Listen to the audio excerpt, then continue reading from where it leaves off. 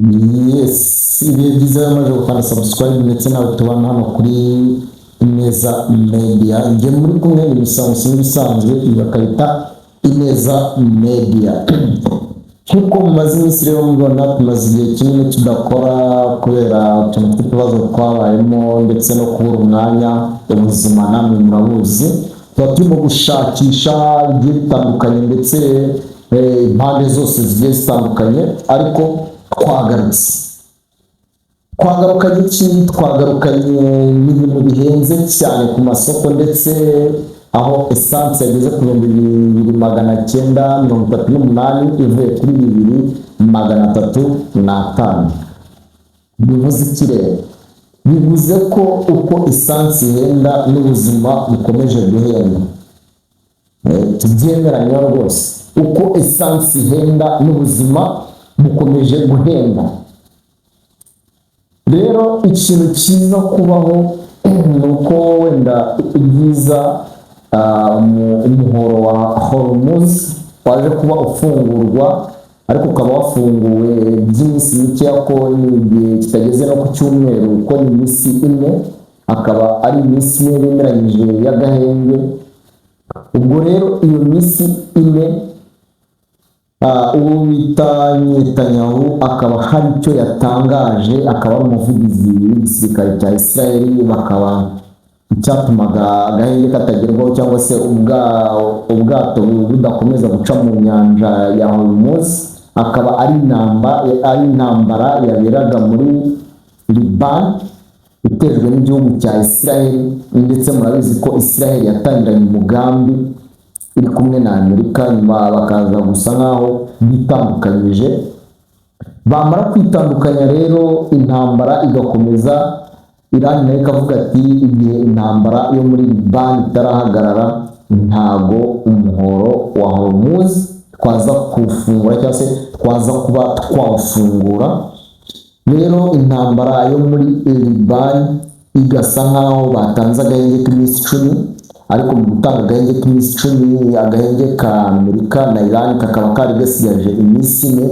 Ubwo rero Iran ikaba yavuze ko ako gahenge ko muri Liban igihe cyose kaba kariho ubwato bwemerewe kuba bwatambuka mu nyanja ya Hormuz. Ubona nkaho icyizere gisa nkaho kigarutse mu baturage ndetse no ku isi yose, ko ibibazo byari byageze ku isi yose, aho Amerika yatangije intambara mu gihugu cya Iran bishinja gukora ibitwaro kirimbuzi, ndetse bikaza kuvugwa ko Donald Trump nk'umudemokrate ishyaka rye ryaje kumutanga nk'umuntu ufite ibibazo byinshi bigiye bitandukanye, ndetse byo mu mutwe baracyabyigaho. Ndetse muri uko yagiye afata ibyemezo byo muri Iran, ukuntu yagiye yivuguruza yihindagura, bikerekana ko yari afite ikibazo gikomeye, ndetse cyaje no guteza isi yose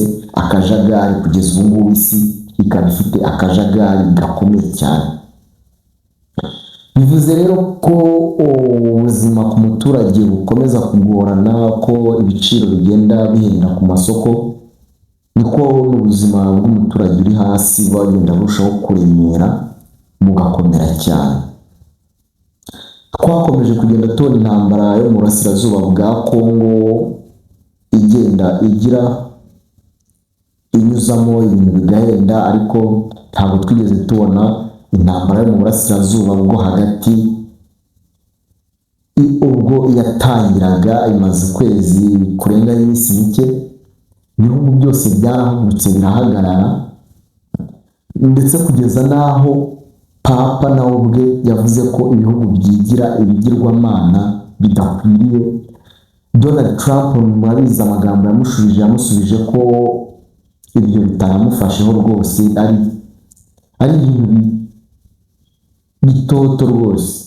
Rero Papa nta kindi yakoze mu minsi yari muri Afurika. Murabizi ko mu minsi ishize yari muri Afurika, yari amaze igihe kinini ari gusengera intambara ya Amerika na Iran, ariko bisa nkaho biri gutanga icyizere nubwo kidahagije isaha ku isaha, wakumva ngo Iran yongeye yisubiyeho Hormuz yayifunze, ariko uko biri gutanga icyizere. Tukiraho rero tukiri mu bijyanye n'amakuru, hari intambara imaze iminsi hagati ya Gasuku ndetse n'uwo bita Bosco Empire. Murabizi ko Gasuku Jackson Pang akaba akorera ku mbuga nkoranyambaga cyangwa se kuri social media platforms, zikaba ari Gasuku Jackson Pang cyangwa se Gasuku Media, akaba ari urubuga rwe rwa YouTube. Akaba yaraje kwadukira abantu bagiye batandukanye, harimo na Mutesi Kovia, mama urwa Gasabo, akamuvaho akajya kuri Magashi. Ariko icyo si cyo cy'ingenzi, ahubwo yaje kuba akoranamo n'uwo bita Bosco Empire, bikaba ari imbiri, ndetse ubwo abantu benshi bakomeje kugenda babwira Gasuku ngo watubwiye ngo warakubiswe, ariko nta ruguma tubona, kandi koko iyo urebye nta ruguma na ruto ubona.